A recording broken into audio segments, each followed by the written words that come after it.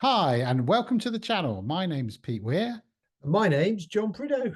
Well, John, we've been looking a lot at AI tools and technology to see what they can do. And I thought we should now take a look at how AI might affect the job market, because a lot of people are worried about their jobs. I think you're right, Peter. There is a lot of concern out there. So I think we should have a look at that. But I think we can have a little bit of fun too and look at our accountant, Jim, and see how he's getting on with our AI animation project. Oh, yes. We left him a bit of limbo, didn't we? We left him without a job. Let's see what happened to Jim. And then let's work out how we keep our jobs safe on this episode of AI.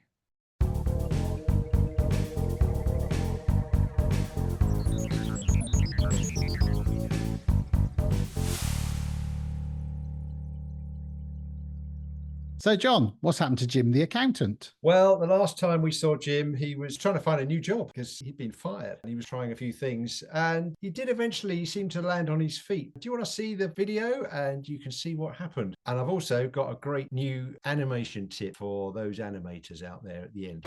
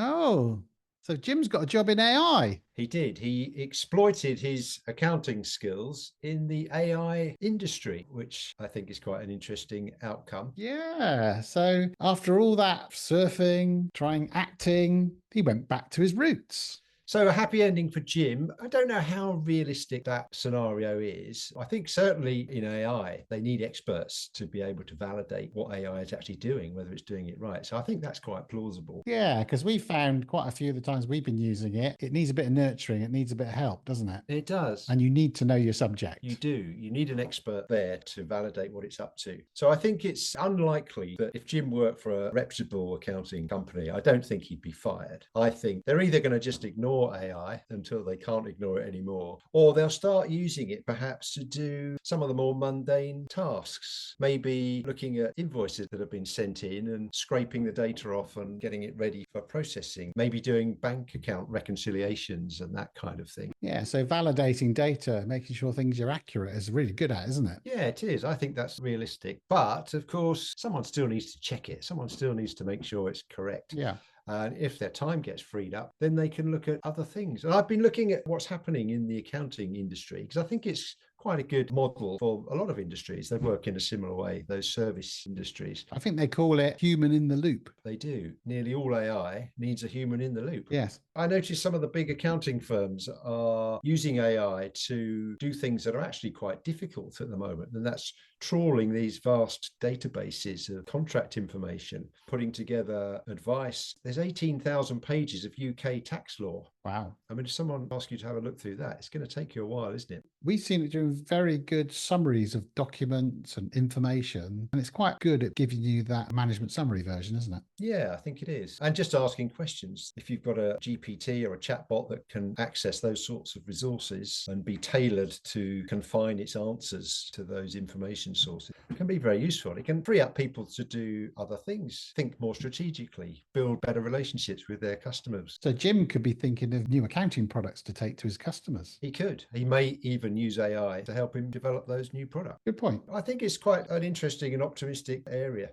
So, Pete, I've been looking at a few stats. You know, I like a stat. You do, yes. Thomson Reuters have done a survey of accounting firms on their use of generative AI. So things like ChatGPT. Yeah. I was quite surprised that only 8% said they were already using some kind of AI tool. That is a surprise, isn't it? This is recent. This is 2024, this survey. Right. Also, I was surprised, nearly half, 49%, said they don't have any plans to use any AI.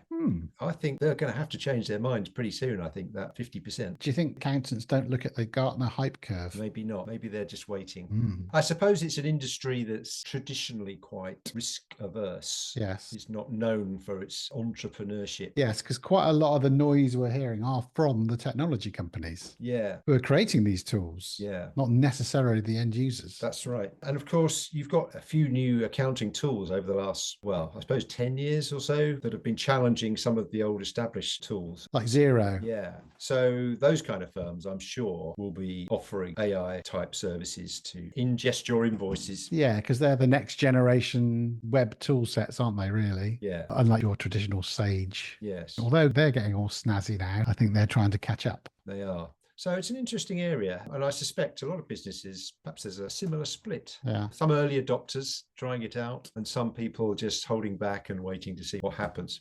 So for accounting then, and looking back at Jim, I think unless he was doing some very mundane tasks, it would be quite unlikely that he would lose his job. And it would be more likely he'd get more time to spend on value-adding tasks. Yeah. One scenario that might happen, though, is he may well get poached by an AI tech company who are building a new accounting product. Because they want his subject matter expertise. Yes. Which is the key thing to getting a really great product, isn't it? Exactly. So take up in accounting is pretty slow. Yes. So all accountants out there, I think you're safe for the time being. And also, you might get more interesting work in the future. You can say goodbye to all those mundane tasks. Of course, the other route, Pete, if you've got an interest in AI and you want to develop your skills, there's a lot of jobs emerging in the AI industry itself. Yeah. I had a look at some examples that Forbes Technology Council came up with. Right. 20 people, a pretty prestigious group of people, leaders in the industry. They've come up with 20 different jobs that they believe are going to emerge or already emerging in the AI market.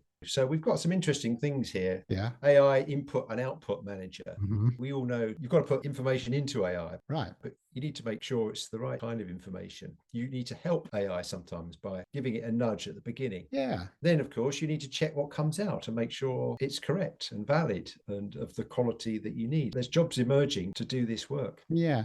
And that's interesting because sometimes you look at these things and they just put the subject at the front. So AI applications developer, that's not an unexpected name. An application developer, an AI application developer. Yeah. But I think there's some interesting roles here that look new, like sentiment analyzer, AI personality designer.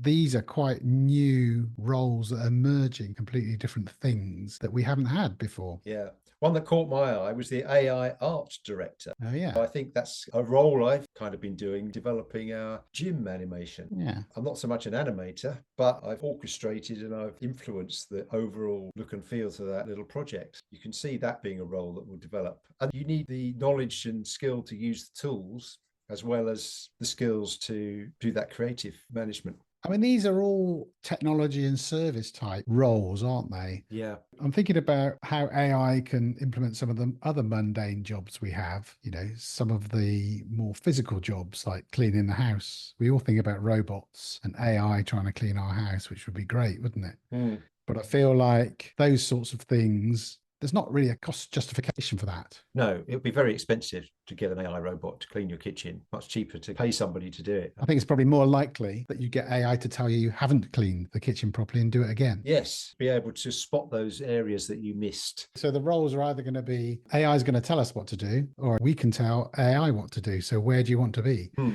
you want to be at that being told or telling it? I think I'd rather be in the telling it bit. So perhaps that's where I need to invest my time now. Yes. In order to make sure my future is safe. I agree. And I don't have to clean kitchens and clean windows. Exactly. You don't want to do that. So it's interesting. It makes me feel quite optimistic about the job market of the future. Yes. As always, history kind of repeats itself. The initial reaction is the new technology is going to take all our jobs, and then human beings, being quite creative, find ways to use the technology. Yeah. I mean, a data scientist didn't exist until big data came along, did it? No.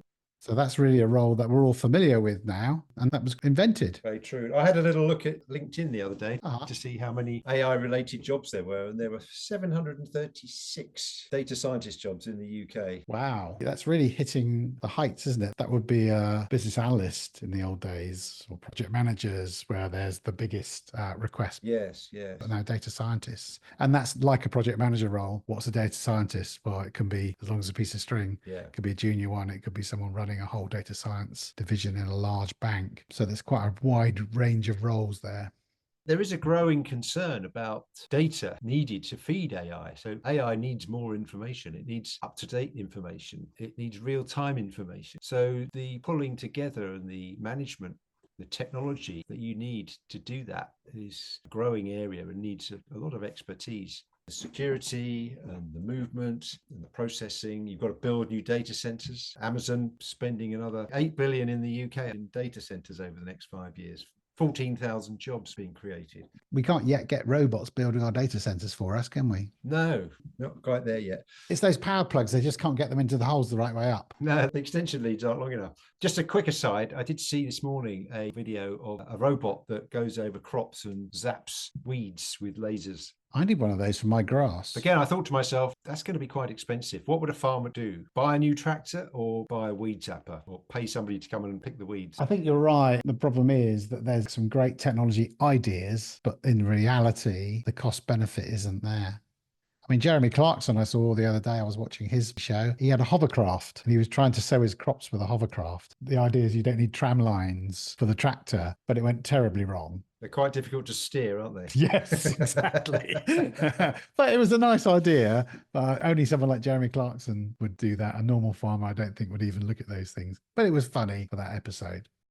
What other areas do you see jobs growing in? Well, quite a few actually, Pete. AI-powered tech like robots and drones. So recently I saw drones were being used to put out forest fires and to find them before they got too big. Wow. They can either alert the fire brigade that they spotted a fire, or actually they're looking at big drones that can try and put them out as well. And that got me thinking, there's a whole industry there of building drones. Even if you're not an AI expert, suddenly if you're a drone builder, there's this whole new market. The combination of the drone and AI can be applied to a new problem. There's spin-offs in other industries. Yeah. Data center growth, that's going to create jobs. There's a whole area around AI legislation and governance, getting the balance right. So there's quite a lot of non-technical jobs as well as technical jobs. Yeah, everything that surrounds any product. There's always functions around a product that have to change and adapt. Building the large language models of the future and feeding them with the data that they need. Chip manufacturing, you name it. There's so many areas that are going to be affected and developed. A couple of little more facts for you. OpenAI, 1,500 employees and contractors at the moment. Wow. Microsoft, 52 vacancies with AI in the title. Right. In the UK. So that's a good growing job market then, doesn't it?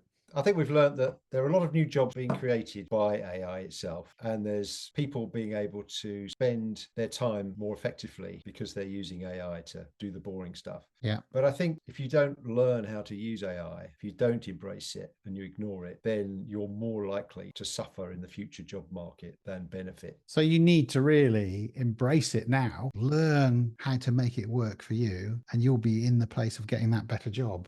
You'll be the person driving what AI does for you rather than it driving what you do.